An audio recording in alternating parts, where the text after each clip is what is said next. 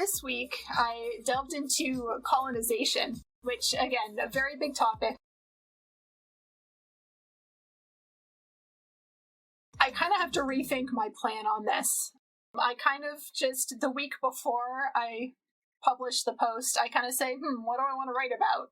And then I read about it, and then I write about it, and then we have a blog post.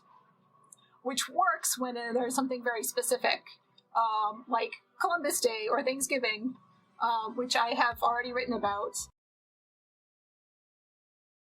There's not quite as much material to sort through to get to the meat of things. But aside from those very particular instances, I hadn't really learned much about colonization aside from, what I learned in elementary school about how Columbus good, yay, we saved the Indians, and all that junk. So I kind of needed to get like a bird's eye view of it before I can narrow down into, I want to explore this a little bit more. This is kind of the bird's eye view of it from my first dive into the real story. So yeah, that fun stuff. So this is it doesn't really get into, I don't like sharing a lot of images, of verbal or pictorial, of actual savagery. I'm not a huge fan of that. There are, in a couple of the videos, it's not anything super graphic, but there are depictions of, there's the one image of dead bodies, some presumed torture, that kind of thing. Like I said, not too graphic, but there was just so much good information in the rest of the video. I'm going with a warning. E-trons and anyone else who's new to For Now. Usually what I do is I read through the blog post first, and then we can go through if you have any questions at all or anything to add. Feel free to do so. I include lots of resources. There's links throughout the post. There's extra sources at the bottom. And then I have a bunch of stuff that doesn't make it into my list of resources. Because following the format, we've got the For Now, which is what strives to be a 4-minute blog post every week. And then I have For Later, which are 4 resources for when you have a little bit more time. Yeah, I usually end up with more sources than that as I'm researching. So part of the discussion is sharing some of the other stuff I learned that didn't make it in. I'm going to have some water before I get started. My voice enjoys breaking for no apparent reason. Oh yes, and also before I get started, a super cool streamer and a friend, his cousin needs a bone marrow transplant. He's got lymphoma, and it's pretty serious. It's kind of an expensive operation, and they are looking for help. So if you can donate, that's awesome. If you can't, please share it. There are links. If you follow the GoFundMe link, there are links to share it on social media, and that would be such a huge help.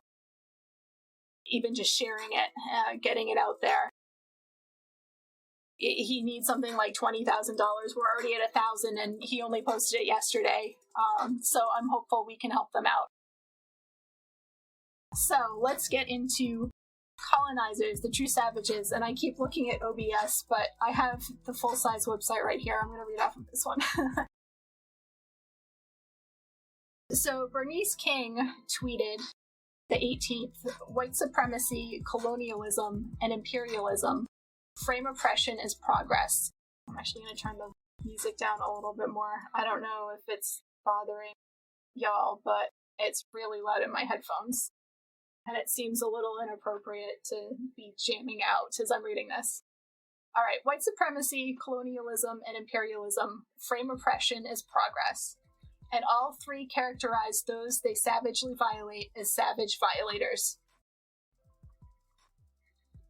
When I think of colonizers, I think first of the US, England, and lately Israel. But after some thought, and looking at the Wikipedia entry for the UN's non-self-governing territories, since the UN seems to have taken down its page and resources on colonization, there's a lot more to it.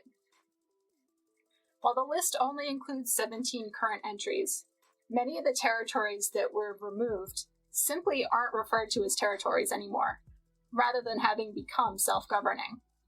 For example, Alaska and Hawaii were removed, despite becoming US states under US governance. And the list was created in 1946, so other states were never on it. Some territories, such as Guadeloupe and French Guiana, became departments of France, which are like counties in the US, under French governance.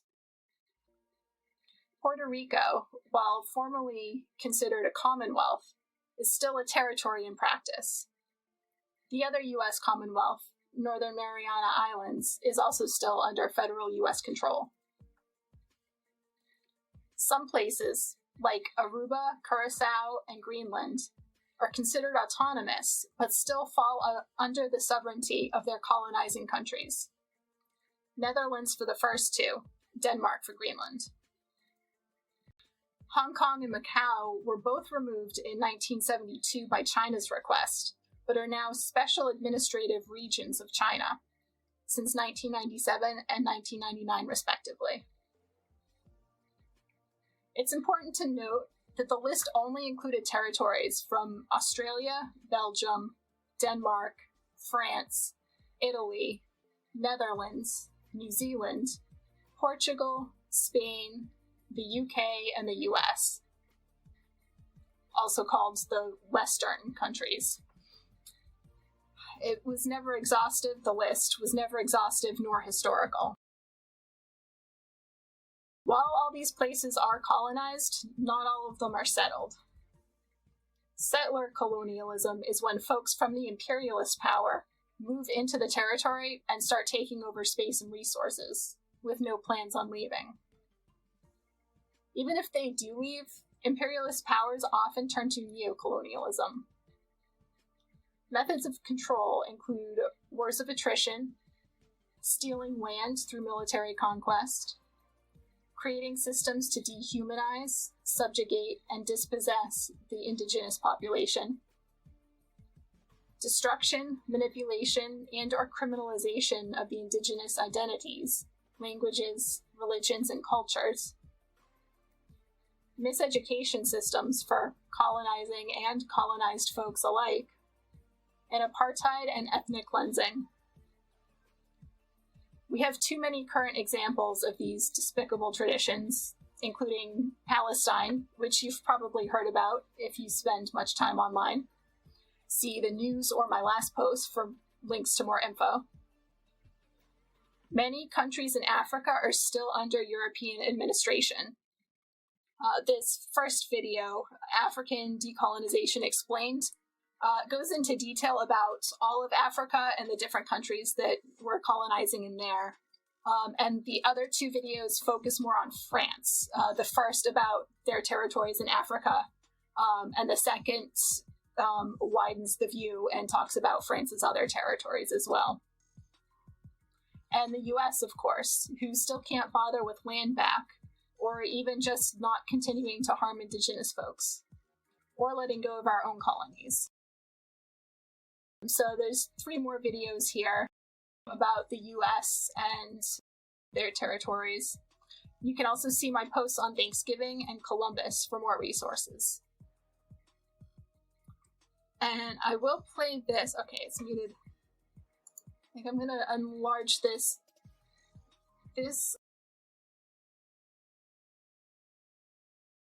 Make this smaller and then enlarge this. No, okay. We're gonna watch it like this then. This just shows The U.S., after independence, began acquiring Native American lands through treaties, purchases, or military force.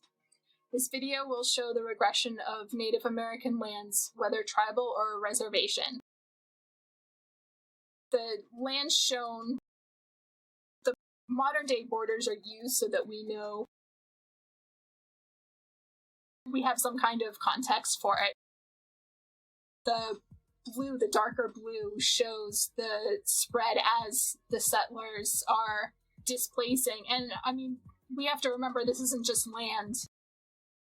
People were tortured, were murdered, so that the settlers could come in, take their land, set up their own plantations, farms, homesteads. That one spot there, that when back here, this is obviously Civil War, when the South wasn't considered U.S.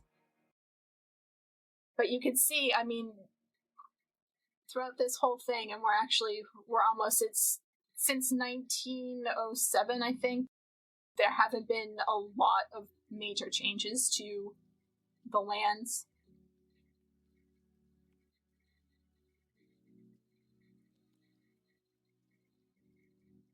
Okay, so 1907 to present, several tiny changes of current reservations occur. Some new reservations are created.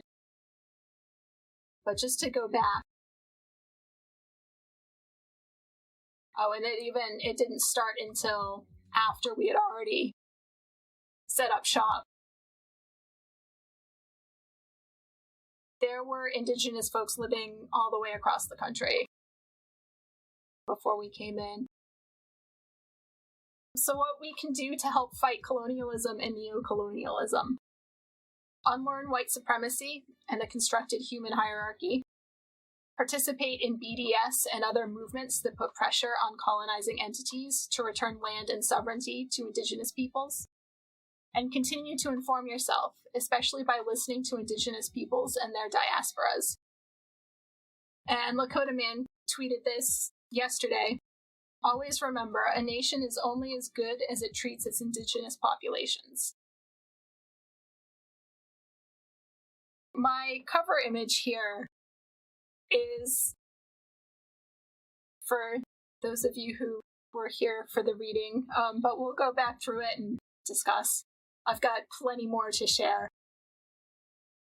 This map claims to show the territories of, the modern day empirical powers, but it's a little misleading. So, it's color-coded, so you've got the US over here, and it shows some islands over to the west, and then on the right-hand side, we've got some more.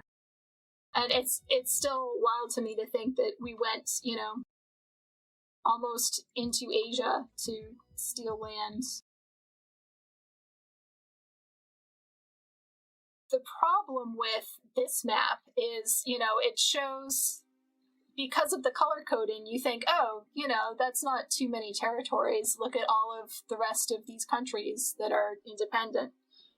But the problem with that is, even if the empires are not, they haven't set up shop, they're not currently settled in the countries, there are a lot of different ways that they use to still control these supposedly independent countries. Especially in Africa, like, all of colonizing Europe got their hands on pieces of Africa. And, France had a huge chunk of it, and to this day still has. They created a monetary system for those countries where they have to go through France to use it, as one example. I mean, there's lots of other things. This you can get to. Let me share this again. What I've done is I've actually I got this published before stream today, so that folks can click through on that link and, not follow along as I read it now at this point. That way you can read it, because I know not everyone's necessarily got this full screen on a desktop, so it's a little hard to read as your screen gets smaller. You can, underneath the image on the web page, the credit link will take you to the full-sized image if you want to look at that any further. And then there's all sorts of links in here, and we're not going to be able to go through everything in 2 hours, an hour and a half now. But I'll pull up some stuff just so you can kind of see. And again, if anyone has questions or more information or different information to throw out there, it's absolutely welcome. This is meant to be a discussion. Went down too far. So, where is the link? Actually, I tried going to the UN page, and like all of their colonization stuff has been taken down. So that was interesting. I am relying on Wikipedia for this list. There was no way I was going to be able to research every last situation on here in the week I had to pull the blog post together. So I can definitely revisit this. I probably will, at least on my own in the future. But if it's something folks want to hear more about, if I take a closer look at any of the territories or any, of the imperial powers and their collective territories, feedback you can give, again, on my website when you're in any of the blog posts. There's a form in the sidebar. You can let me know specifically what you might want to read about. You can always, you can message me here, on Twitter, in Discord. First, I'm going to throw out the socials now, and that'll be Nightbot's next message, right? I mean, this is stuff that I'm going to get around to reading everything I can anyway. If folks are interested in hearing about anything in particular, I'm happy to focus on that next. So these are the current entries here, with the supposed current offenders being the US, the UK, France, New Zealand, and Spain has actually, again, I don't want to get too much into this because I didn't dive into any of these all that much. From what I understand, Spain has actually left Western Sahara, but it's Morocco who's claimed that territory now.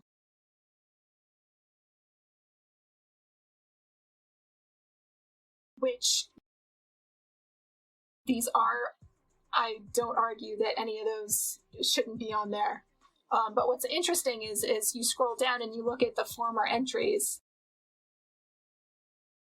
Like I mentioned in the blog post, like Alaska and Hawaii, they were granted statehood. They weren't granted independence. But because they're states now, they're no longer territories, so they're not on the non-self-governing territories list.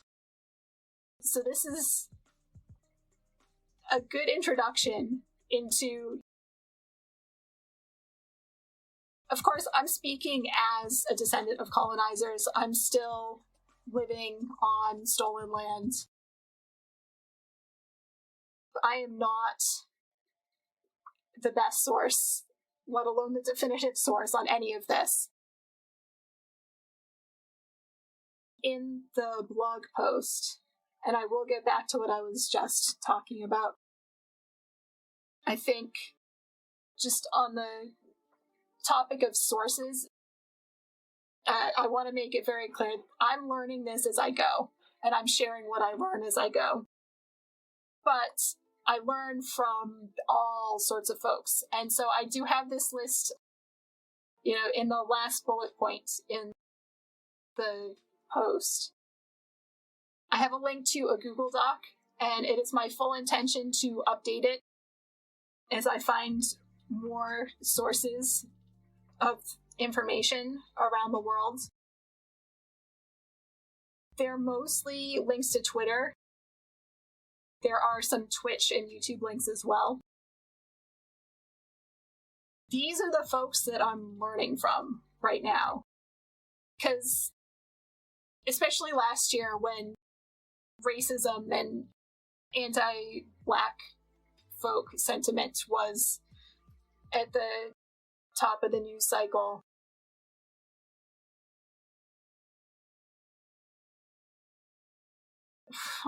I don't even know what I was going to say. How about that? I distracted myself without even having anything to be distracted by.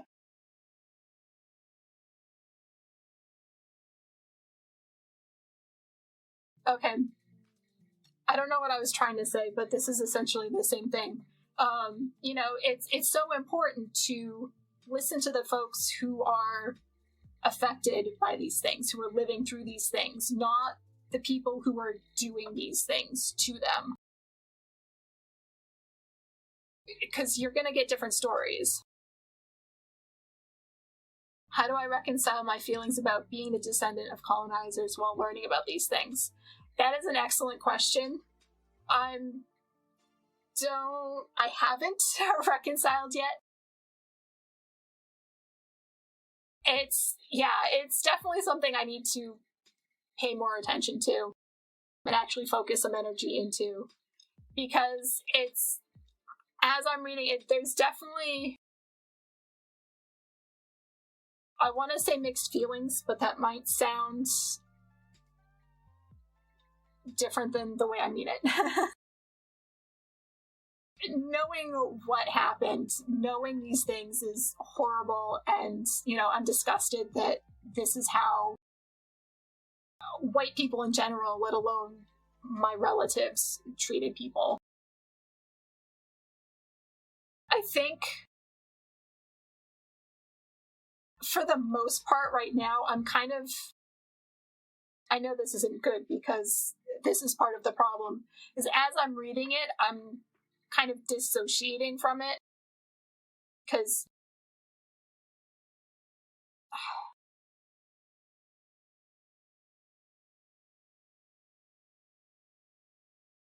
I'm saying I'm dissociating without really recognizing what I'm doing. Looking back on when I'm reading things like this, I feel the disgust, but I don't connect it to oh, that was my family who did that. Which is, it's something I need to do. But I also, there's that whole, the white guilt, white fragility thing. I don't want to get mired in that either. I think what I'm doing, saying off the top of my head while I'm feeling on the spot, I think what I'm doing is, I'm dissociating now so that when I can focus and learn how to best deal with that, I do it then, which still sounds horrible. It sounds like I'm just procrastinating, and perhaps I am, because I do that.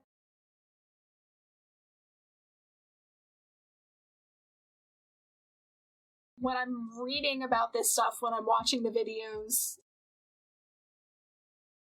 I'm more focused on the subject matter than,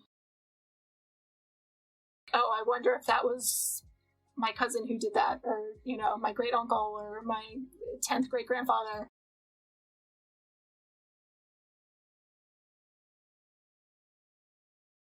It's something you're welcome. It's definitely something I do need to put more attention into, is actually coming to terms with it instead of just saying, no, not now. So thank you for asking. I do appreciate that.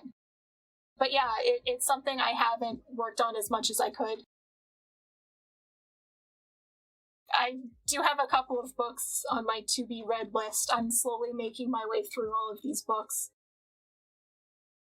I have a couple that I feel will help me with that some. It's prioritization, I guess. I don't know if that's a cop-out answer, but I feel the time crunch more than let me sit with my emotions crunch as I'm doing this. I appreciate the question, though. Keeps me accountable, like, oh shoot, I haven't worked on that. Yeah, so going back to sources, like, I don't trust me. You can trust me when I'm showing you, oh, this is what someone else is saying. If I'm saying something that I'm claiming as my own opinion, look into it before before deciding you want to believe it. Because I'm still, as much as I want to be anti-racist and decolonized and all the fun buzzwords that we white folks are appropriating, as much as I want to be that, I'm still in the process of unlearning all the white supremacy, all of the colonizer thinking. Not everything I say is going to be right or helpful. Which is why this list is so long. It definitely could be longer. I've obviously, recently paid a lot more attention to the Middle East, as, things in Palestine have been playing out much more prominently in social media, at least, than in the past. There's definitely more areas where I could expand my circle, and I do plan on adding to this list as I go. The link is in the blog post, but I'm going to share it in chat as well. So that should be open to everyone to view. And yeah, and if there's anyone who y'all follow and think, oh, they're a really great source of information, or oh, they talk about this kind of thing, and you don't see them on here, feel free to let me know. Because, this is absolutely not exhaustive. Obviously, it's only 3 pages long. But I highly recommend listening to the folks who have been on the receiving end of the colonizers' violence.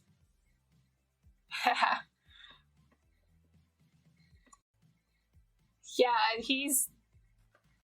I don't even have to look at anything he says. Most of the folks I follow do not even bother with him. So, which is interesting too. Because I end up on Twitter, I'll end up like, people will be talking about, like, oh, this person's done something horrible, or, they'll subtweet about, like, oh, this is what's going on. It's like, well, I don't know who you're talking about. Like, I can't go report this jerk because I don't know who you're talking about, because I don't, they're not in my circle. Like, whoever the people I'm following aren't following him, or I have a lot of people blocked too. I'll report and then I'll block. But yeah, so the list, yeah. So they have a list of the former entries. They have a list where the status is changed. And again, like I said in the...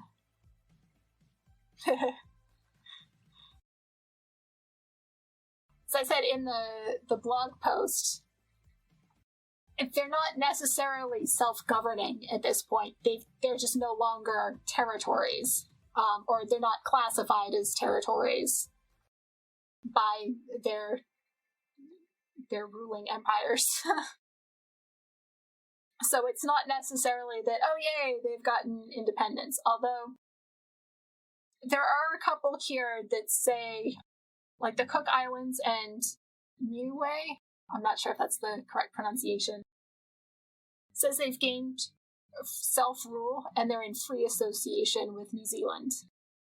And there's all sorts of different language for the different statuses of these places. And free association, from what I've read so far, it does seem to be the most independent ranking out of all of them. Whereas, even, the Commonwealth, so the Northern Mariana Islands and Puerto Rico, they're allowed to handle things within their borders on their own. But anything international, any foreign relations, like, that goes through the U.S. There's, like, varying stages of independence, and it doesn't sound like there are many that have actually sought freedom. And then there's another section, joined another state, which again, depending on, because I started here, I didn't go back historically. So in places like Portuguese India and French India, I'm assuming those were more or less part of the same area as India, and they've just rejoined. As opposed to, oh, we're just gonna, like, we were ruling and now this other country's going to rule you. That's definitely something I'm going to be looking into more, because I'm curious about that. And then, again, they have a whole section for independence. It's a fairly long list, which at first glance is like, oh, that's really great news. But again, the nations that were under French colonization, they're still being controlled by France. And I'm sure things are not much different in the others. The videos that I have in the article, like I said, under many countries in Africa are still under European administration. That first one, it's a 43-minute video, so I'm not going to play it on stream. If you've got a free 43 minutes at some point, I definitely recommend that one, because it gives you a look at all of Africa and all of the European countries that were settled there. Yeah, I don't know who has that much free time. You could always... Oh, you can even see it. What is this called? I have... Oh, Video Speed Controller is an extension for Chrome. And I don't even know how to get to view... Oh, yeah. So I will often watch videos, like, up to 1.5 times speed.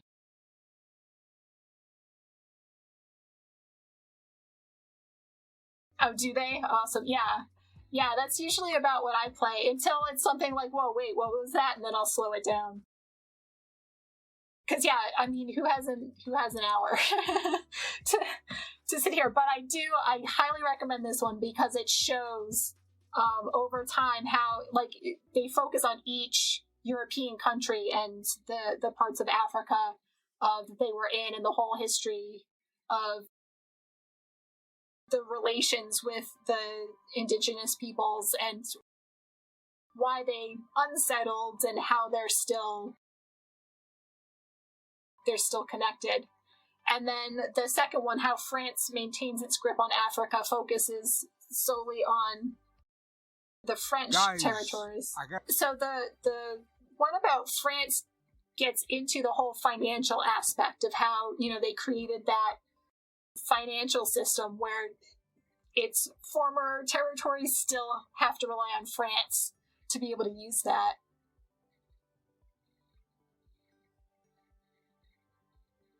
Yeah, and it was interesting, and I ended up finding a series of maps that showed from 1492 through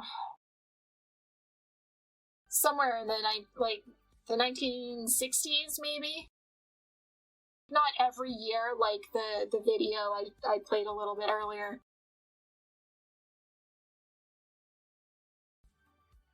They must have coincided with like after major events, because it wasn't even like, oh, every century or every decade or whatever. But there was a series of maps I found. It turns out they're probably not entirely accurate. But to see, it was color-coded, showing the empires of all the big nations throughout the years. And it was just interesting to see like the color spreading further and further across the world. And some of the countries, they were turning colors that I did not know they were going to turn. So I definitely,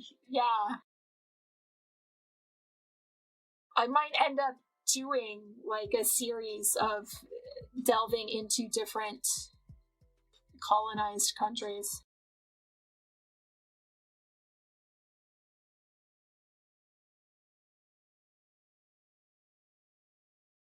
And then, the last one, the third one here, France still has an empire that goes into, it talks about the additional territories that France still has outside of Africa as well. So I could definitely do that. It's it's funny because it's like my list of what I want to write about gets longer and longer. I only do this every other week. This is going to take me like 20 years. Hi, Maisie. How are you? So every now and then, George, I'm like, should I do this every week? But like, I get so crazed every week that I have to write because it's like, oh, I've got to do all this research and then I've got to write, and I'm still like trying to do all of the other things I do.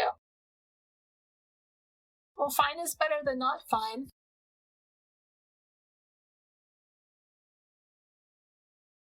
Yeah. Then you wonder, like, just how different was it on the American military compounds than in other parts of the country?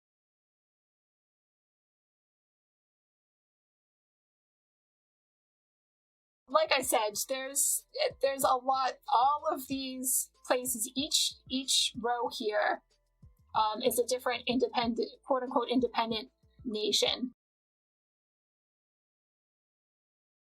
And I would wager, again, I didn't dive into this like I would have loved to, but I'll find out as I go further with this.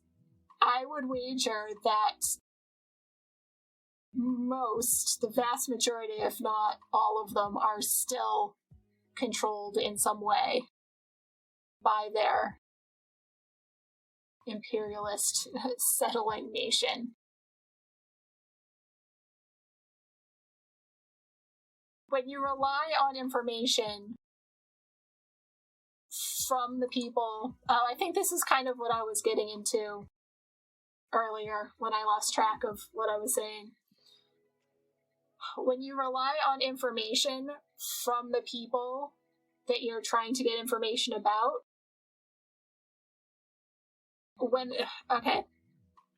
not working. Let me rephrase. When you're trying to get information about the controlling powers, and it's coming from them, probably not the most reliable of sources. Because they're going to, even if, they throw you a few tidbits of truth to have something to point to, like, oh, see, we were right about this, why would you think we're lying? They're going to make it so that they sound like the good guys. Like the whole, oh, we were saving these people, they were going to hell because they weren't Christian, or we gave them modern conveniences, whatever all the excuses are. without pointing out all of the things that they did to get to that point. Which, again, a lot of these videos talk about that kind of stuff. There are a couple that have some still images, like a picture of... There is a picture of some dead bodies. It's not anything graphic. There was so much information in these. I did still share them. And then, yeah, I have written... I think I mentioned this early on. I've written about Thanksgiving and Columbus as well, which I get into a little bit more than I got into colonization here because they're a little bit smaller topics.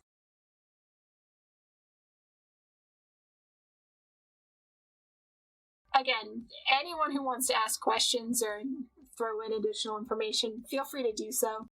I'm going to go through some other stuff. I am going to point out, so did I end up using...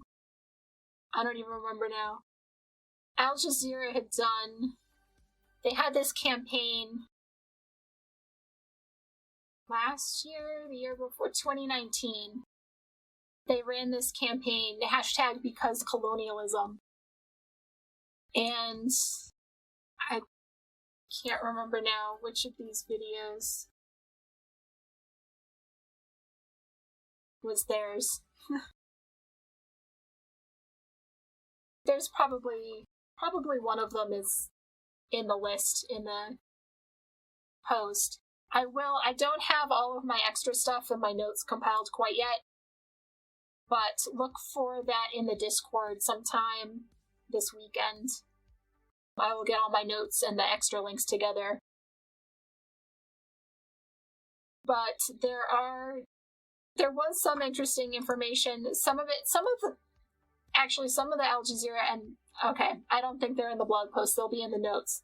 Because I'm remembering now, there was a lot of talking over each other, and I don't know about other folks, but I get uncomfortable when that happens. But definitely check out the hashtag because colonialism, because they invited folks to talk about what they've gone through because colonialism. This is just one thread that I pulled up. There was a lot of engagement with this.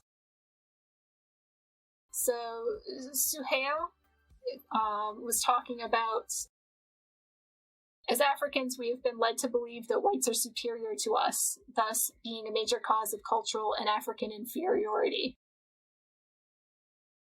Colonialism led to the normalization of theft of African resources, culture, and materials. During colonization, African heads were forced to sign treaties that would legally allow the theft and exploitation of resources on the continent. I feel like Nope, this wasn't the one. Okay, never mind. There were a couple of threads, and one of them... Wait, it wasn't that one either. I thought I had a couple of threads. I thought I had liked one of the tweets, so I knew which one I wanted to read, but I don't see it now. Oh well. Since the end of French colonialism in Africa, France's military intervened in Africa over 30 times. Has had a role in the assassinations of multiple sitting heads of state. France has used its vast military presence in Africa to secure access to strategic raw materials, which include oil, gas, uranium, and gold. Moreover, through the CFA currency, France holds 50% of the foreign reserves of 14 African nations, thus holding their economies. And that's what I was talking about with the video about how France maintains its grip on Africa. That goes into the CFA currency. And it might feel like I'm calling out France. Obviously, the UK, the US, none of us, our hands are not clean either. This isn't to distract from what the US is doing, especially, in light of we're not paying, not only are we not giving indigenous folks in the US their land back, we're still oppressing them, and we're giving all this money to overseas colonizers who are oppressing other indigenous folks. So again, if you're getting your information from the US, I would take anything they say with a grain of salt, because we see what they're doing. The list is vast, but, some of the negative effects are slavery transformed into modern day slavery. See Libya. I have not read into Libya yet, so I can't add to that. Racism, nepotism, and discrimination, because whites taught Africans that white skin is better than black. Ruined the African economies and thus promoted the dependency in African countries. In modern day, this is seen through grants and loans. Partitioning of Africa, which is interesting, and I'm not sure if I have more on that. But it does, in the long video, African Decolonization Explained, it goes into how when the territories were split, they weren't necessarily split by the indigenous groups of people. Often there were warring or non-friendly groups that were thrown together in this, oh, you're a country now, which causes some issues, and I know one of the videos mentions it. It might be the 43-minute one. Talks about how in some countries it's like all the politics kind of fall along the lines of those different groups. So there's never any national coming together. But the colonizers don't give any thought to that. They're just and in a lot of cases, the only reason they even left and pretended to give these places autonomy was because they were afraid of revolts. They were afraid of the indigenous folks finally saying, you know what, this is enough, we're going to rise up together and defeat you. And so that's the only way they would even leave in most cases, if not all. So I highly recommend checking out that hashtag, because there are all sorts of stories about the effects that colonization has had, that at least me as a white person who I showed up in a colonized United States and was given a colonizer's education and never really questioned it. I just kind of took things as I was given them, and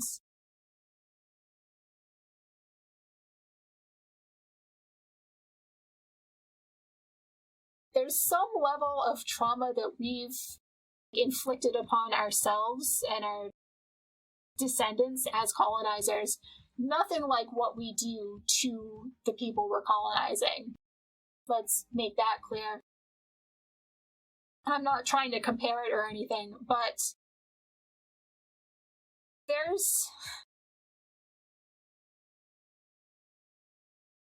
it takes a certain type of person to be able to torture and kill people, innocent people, just for the sake of having a bigger yard.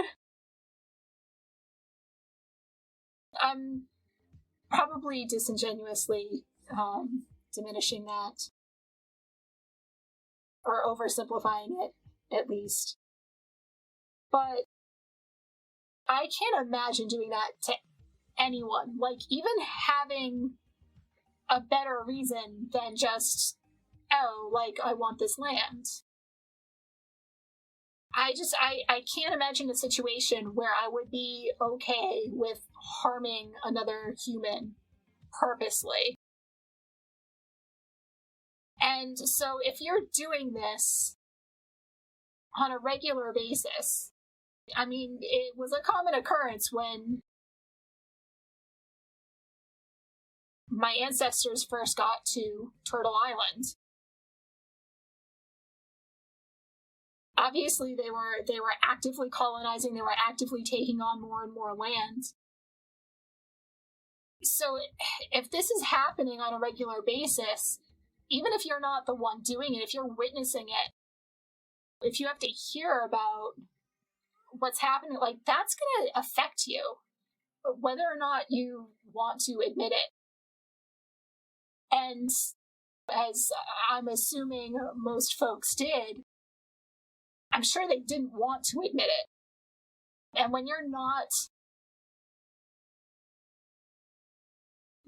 recognizing the harm that you're either committing or you're letting happen, that just, I mean, that builds up, you know, it's something that affects you that you're not dealing with. And however that comes out, whether it's, you know, in anger, in other forms of abuse, in depression.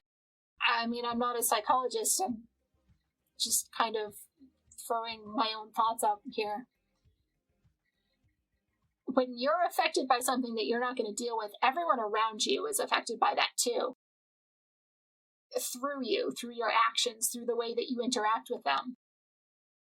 So we end up perpetuating it by passing it down because we're not collectively dealing with it. So me not questioning what I was told about how, oh, we arrived and we had this great meal together, we decided we were going to come to an understanding, and oh, well, you know, we had to move them out eventually, but it's okay because we're here now, and some of the natives, they died, but the ones that are left, we've saved them. To not question that at all.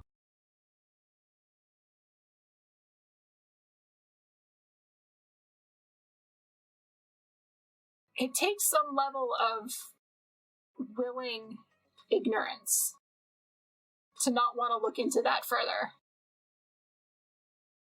And because it's normal, because, oh, well, you know, that's the way we've been teaching it.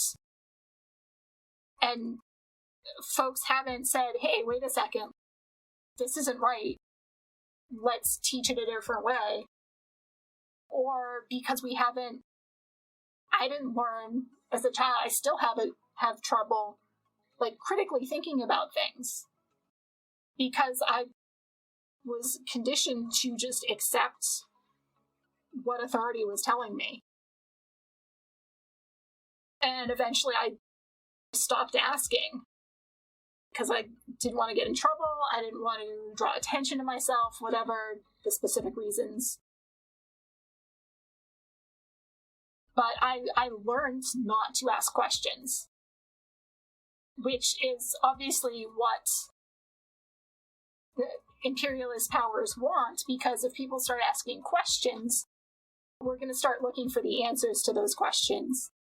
And they are not in favor of the imperialists.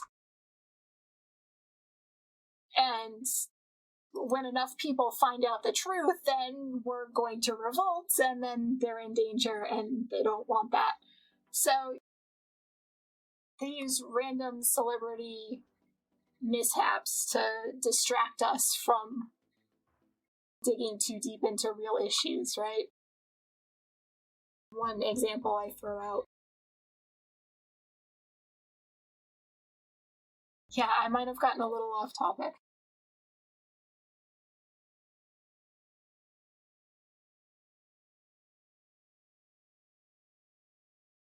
I do include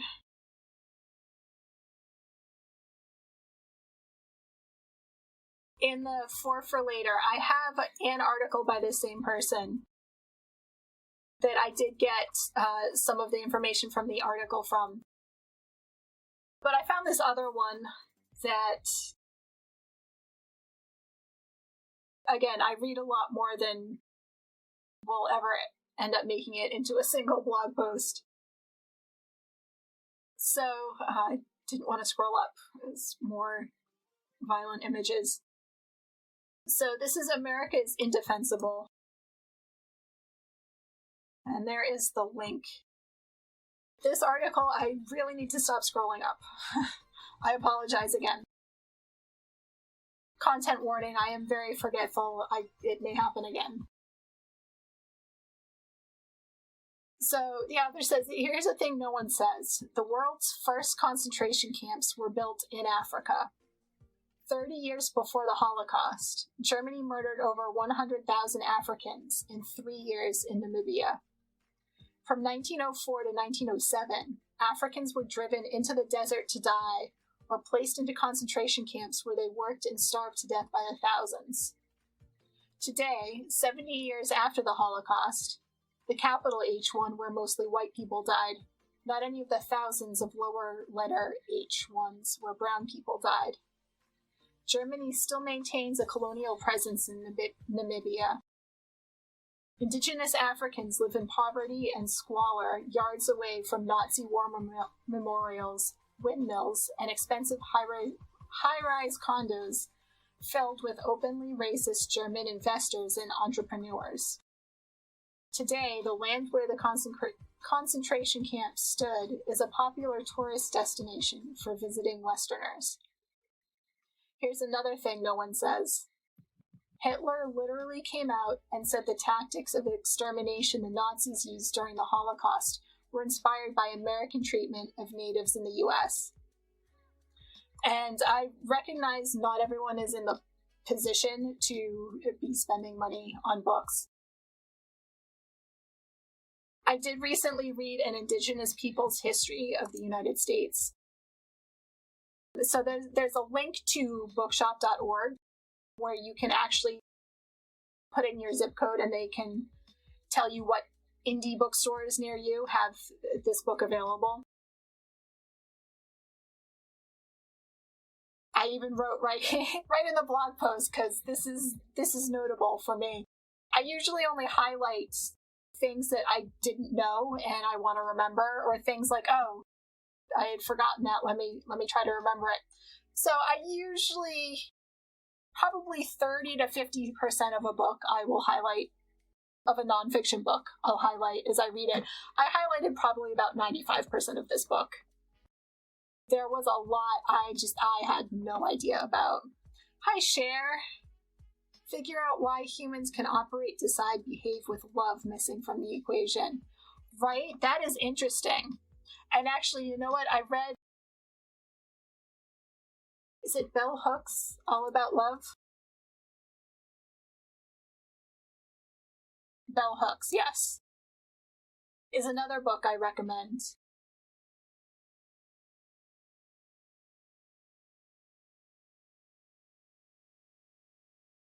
Throw this one out there too.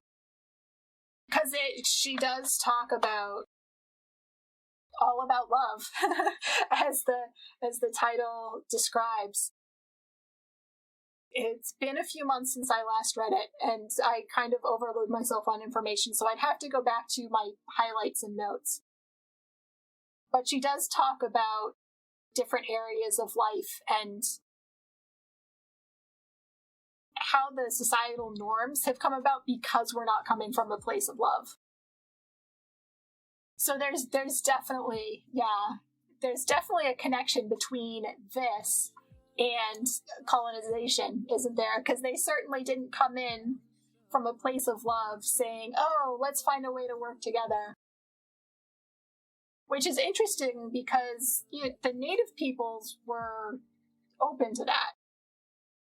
They were willing to help until they realized, oh, these folks are just coming in to kill us and steal everything from us.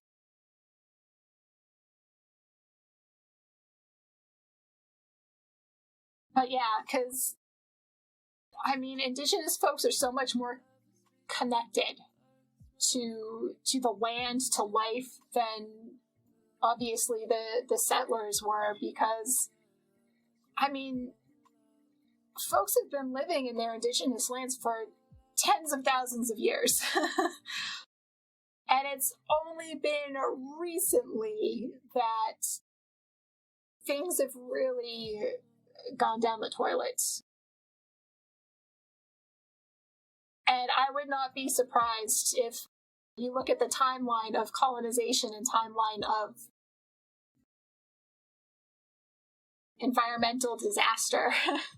I wouldn't be surprised if there's a correlation. I'm not, again, haven't gotten into that whole piece of things yet.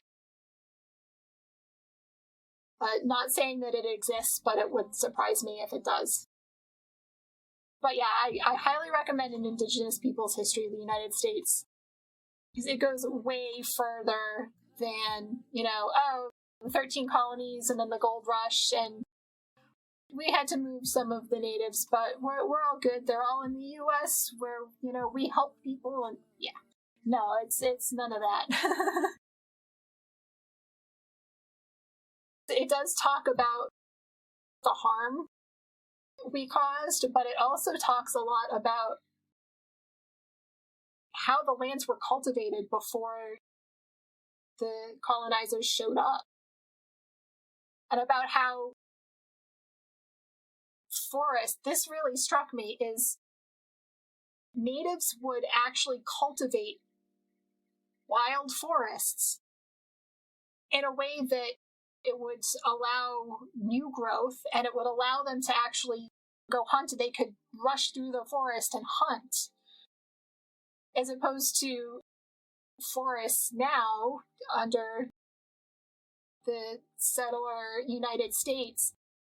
If you go walking in a forest, there's bushes everywhere, there's brambles, fallen trunks and branches, and it's not a place that you can move through easily, except for on the predetermined paths.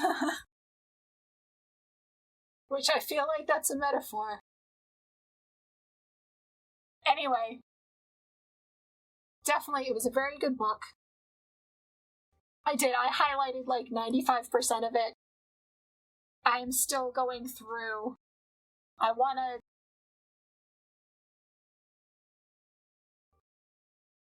to make the notes a little easier to follow, because right now it's just by chapter and just everything I've highlighted. Because I export them from my Kindle, but there's so much. I need to go back through it and throw some subheadings in there and trim down all of the extra words that I probably didn't need to highlight, but I wanted the context. So I could definitely, if that's something folks are interested in hearing more about, that could be a future discussion, is looking closer at, and I mean, I did like George's idea of going country by country. So I probably will at some point be writing more about the United States in particular.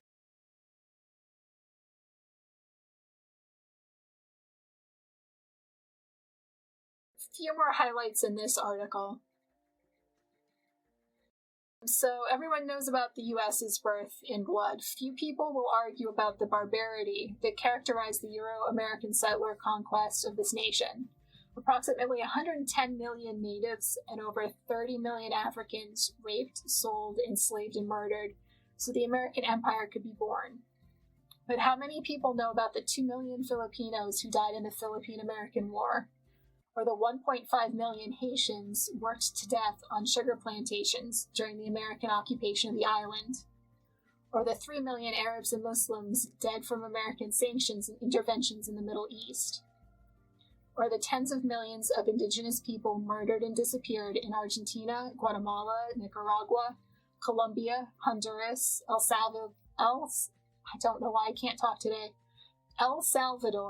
Chile, Panama, the Dominican Republic, Ecuador, Haiti, Cuba, Equatorial Guinea, and Mexico by dictators, secret police, and cartels installed, funded, and trained by the U.S. government.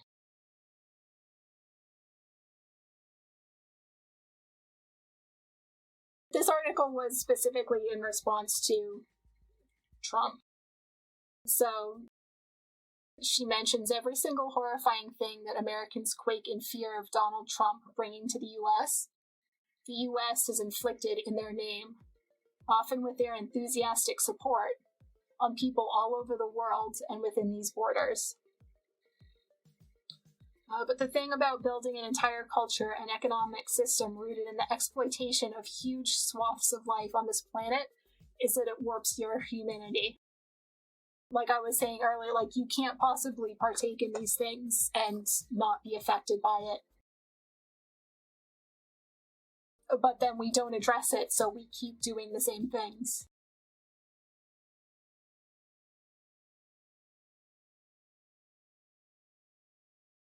The author poses the question, so what do we do? Where do we go? How do we stop the inevitable rise of a new American fascism? And how do we survive these times? Americans must divest from empire. They must refuse to be complicit with atrocities committed in their name. They must reclaim their humanity and understand that their fate is tied to the fate of the rest of life on Earth. Americans must reject the parasitic relationship they have developed with the rest of humanity, and they must join the growing revolutionary anti-imperialist movement while organizing to resist the empire's interventions abroad. Americans must struggle in solidarity with the global South and the colonized people of this land to overthrow this empire, destroy capitalism, and with it, racism and white supremacy. They must stand on the side of the coming global revolution. In practice, this looks like rigorous study and political education focused on unlearning the indoctrination of American nationalism and learning the true history of the American empire. This looks like a complete rejection of so-called lesser evil politics.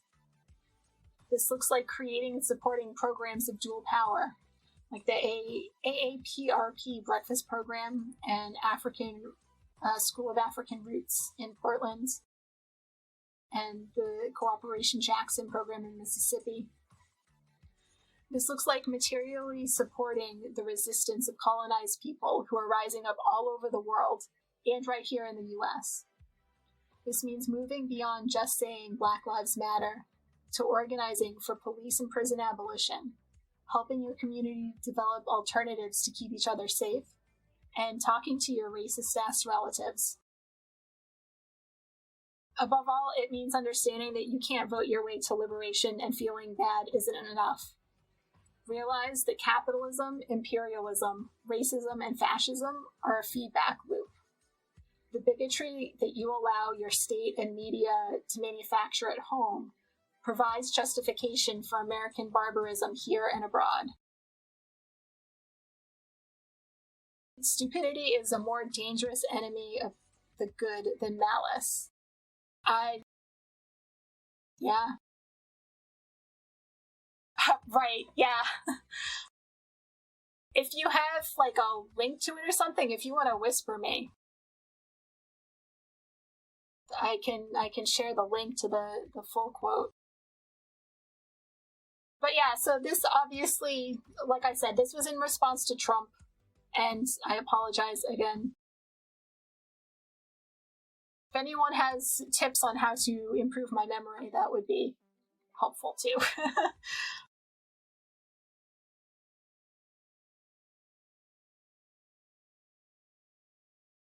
So this was the article was first published in 2016. So we were trying to decide who the lesser evil was, Hillary Clinton or Donald Trump.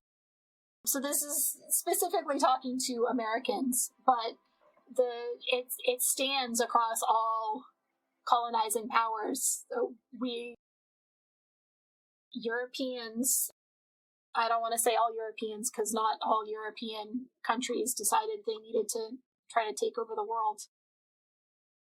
But the colonizing European countries and, the US, Australia, who have also colonized other places because of being colonized, like, we need to let that go. We need to learn how not to do that and how to keep others from continuing to do that. Because, like she says, it's a feedback loop. The more it happens, the more it's going to happen. So just in case anyone missed, this is the link to what I just read, if you want to see the whole thing.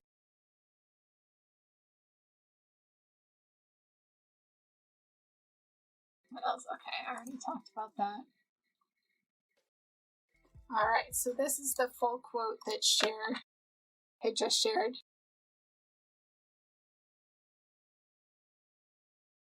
Bring it over here.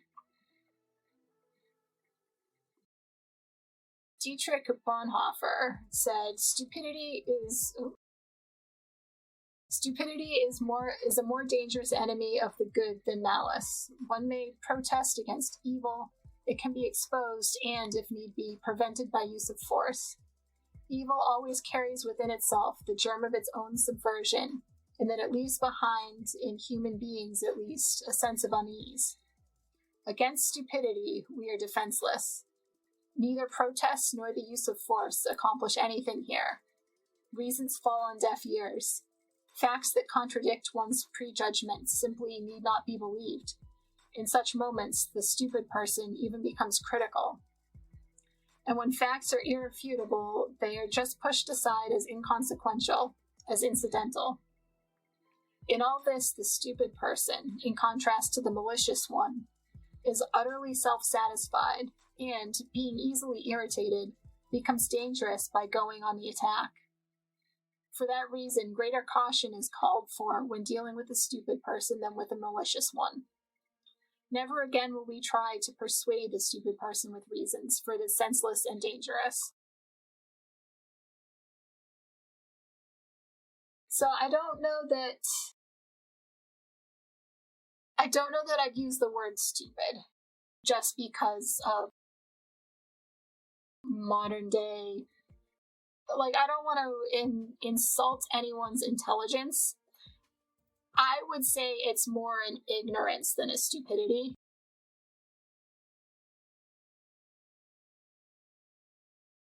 Because I feel like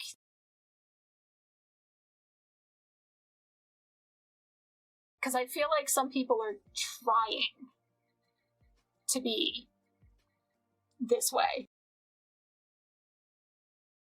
Again, I agree with the whole ignorant folks are different than malicious folks. And, I mean, it's something, actually, that Comrade Kenny has said, and I'm going to shout out.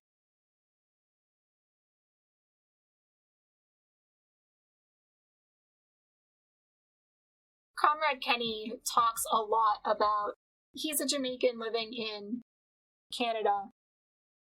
He talks a lot about racism, about colonization, capitalism, all that kind of stuff. And he regularly says that he actually has more meaningful conversations with racists and, white supremacists that he does with some folks who claim to be on the left or who are, more liberal. Because white supremacists are more honest about the state of things. They recognize exactly what's going on. Versus liberals who tend to want to not know those things. So it's yeah,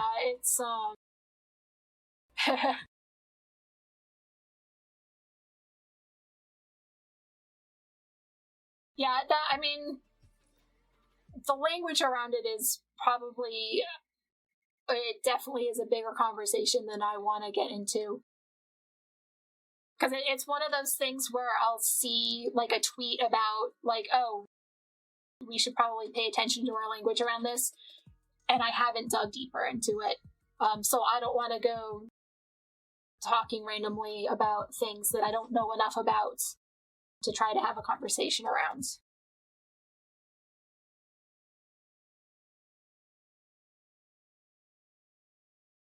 Yeah, because I feel like some of the folks who, were railing against, and I mean, I totally agree with the sentiment here.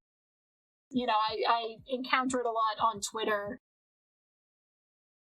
with folks that, you're trying to explain things to, and they just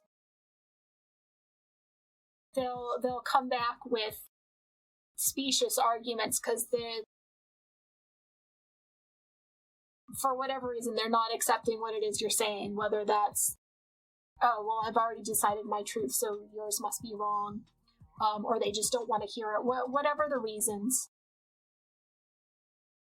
So, I definitely, I agree with the sentiment. I personally lean towards ignorance, though, just because I feel like there's a level of effort put into it, at least by some people. I'm not saying everyone, because I know people, me included, when I realized, wait, that's true, I didn't realize that.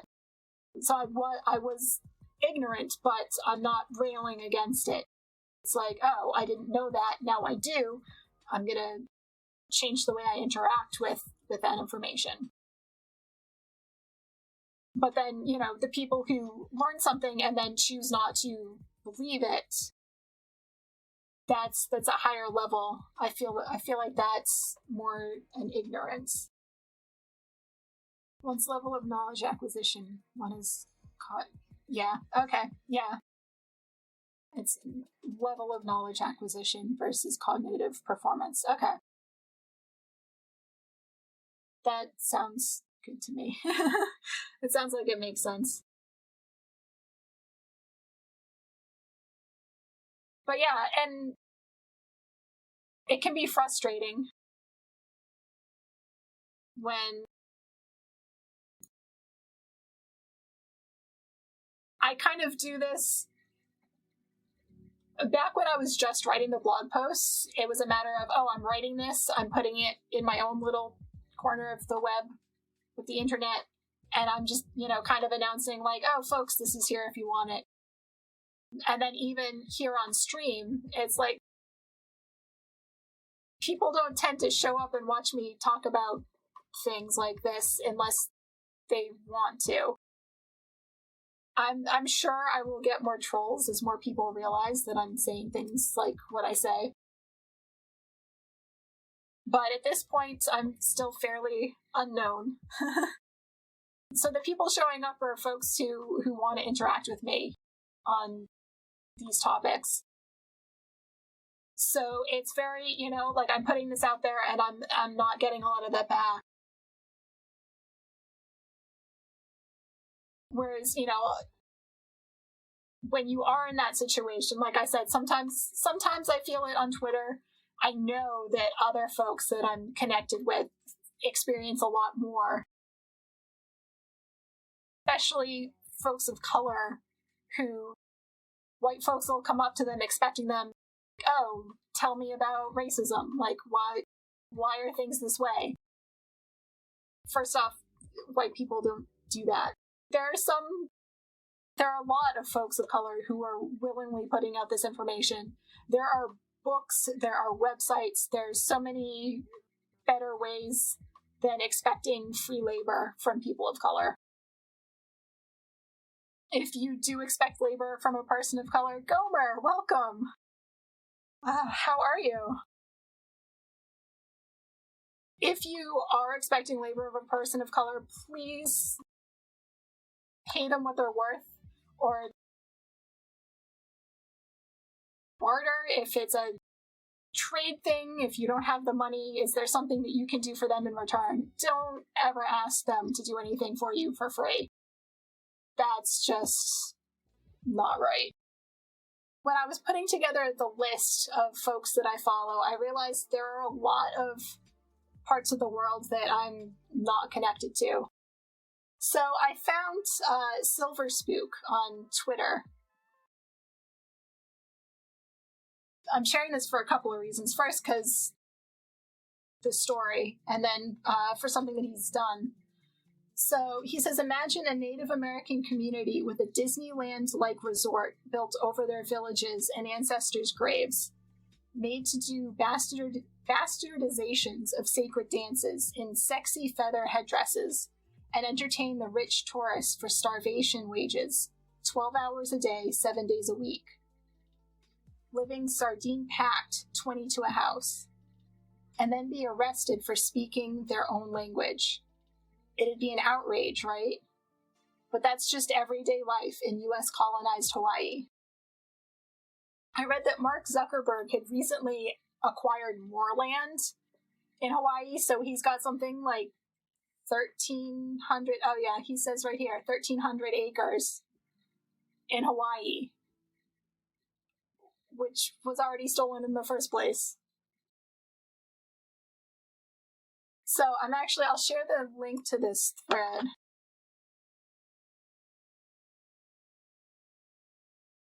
He's native Hawaiian and has been repeatedly homeless in his own lands, like so many others, while American and foreign billionaires own countless mansions and unoccupied multi-million-dollar condos here. Zuckerberg's 1,300-acre ranch, Larry Ellison owns Lanai. And then he talks about a game he made. It's called Neofeud. And I'll share the direct link to that, too. It's a dystopian cyberpunk adventure game in the vein of Blade Runner, but with an overlay of Game of Thrones-like political intrigue. The art, stories, and gameplay of Neofeud are a reflection of my experiences as a STEM teacher for the underserved youth of Honolulu's inner city. Teaching robotics, programming, and sustainability is an often difficult, stressful, and even Kafkaesque endeavor, being one of the richest, most beautiful places on Earth, yet dealing with families with working parents who are living out of a van or sleeping on the street. It's hard trying to keep the kids out of gangs, off of drugs, and on a path towards better opportunities, such as the ones I had growing up in a slum area of Paradise while going to an upscale private school. I made Neofeud to be a fun and engaging game in and of itself, but I also wanted the player to think about the society in which we live, as well as the one which we may be heading toward if nothing is done. So needless to say, it is now on my Steam wish list. It's actually on sale, so I'm probably going to buy it in the next day or two. But yeah, so I wanted to point that out because it was I realized I wasn't following any natives from Hawaii. So I went looking and I found him, and yeah, so it was a powerful story. And then to see this game that he based on his experiences in that situation. This video is, this is a native of Guam. He was talking about understanding decolonization, white savior, and noble savage tropes, which are very popular and still are quite harmful. And there. Okay. So I'm gonna play this video then. It's only 5 minutes. Colonization is alive and well in the United States today. I was born on Guam, one of the 5 U.S. territories, and identify as Native Chamorro. The official stance of the United States government is that I belong to an alien race of savage and restless people unable to understand Anglo-Saxon principles. When I lived at home in the islands, I did not have the same rights as other American citizens, including representation in the White House or Congress, and people I did not have the power to vote for made decisions on my behalf. Any reasonable person with a sense of justice should be able to see why this is problematic, not just for conservation, but for all the decisions made on behalf of a colonized community. I did not start my career with the intent to focus so much of my time and energy on indigenous conservation. I went to college and studied biology and environmental policy, and 20 years later, I find myself at a think tank in Washington, D.C. working on conservation. And I just happen to be indigenous. Throughout my career, I've worked with indigenous people in many different geographies. I did not always initially seek to work with them, but often found them because of the criteria we use to identify places important for nature conservation.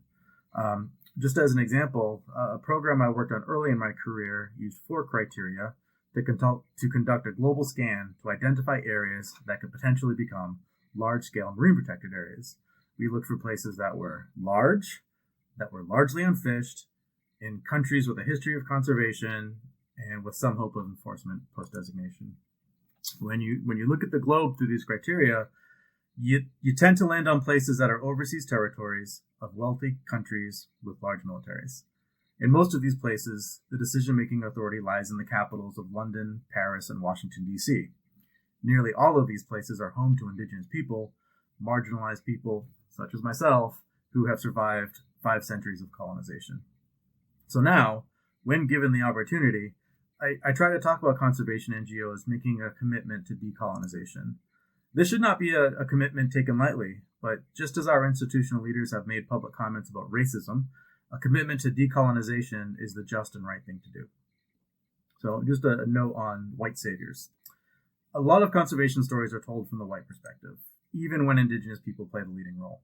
The white savior is a common trope in Hollywood. Think of films like The Last Samurai, Last of the Mohicans, or Dances with Wolves. And it can be easy to parachute into this type of narrative when experts from Washington, D.C. drop into communities and offer solutions without fully understanding local contexts or definitions of conservation success. Western conservation NGOs can be partners with indigenous people and or local communities, but we must understand that it is an unequal partnership and that we are not often on an equal footing. Just as an example, I'm very privileged to have an employer who pays me to fly to international science and policy conferences, and I often find myself the only indigenous person sitting in the audience while a white person speaks publicly about their experiences working with indigenous people. Imagine the lessons we could learn if instead of flying Western scientists to conferences to talk about their experiences with indigenous people, we flew indigenous people to talk about their work with Western scientists. And then just a note on noble savages. When we do center indigenous people, we still sometimes fall into another common trope, the noble savage. This is often the idea that Native people have achieved harmony with nature and that we have no problems whatsoever, happily living on our island in our grass hut. While I understand #ocean optimism and the desire to be inspirational, there will be times when we want to talk about colonization. A lot of people in our indigenous communities see colonization and militarization and the social and economic structures created by that as the greatest threats to nature and our livelihoods. Speaking to these issues the right way gives us credibility and authority with indigenous communities.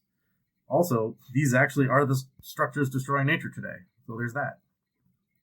We have to recognize this duality and learn to be comfortable talking about the hopeful and the inspirational without erasing the history of land theft, marginalization, and yes, genocide.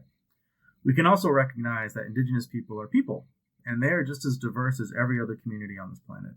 There are greedy indigenous people, including ones from my island, and they're opposed to conservation too, and that's fine.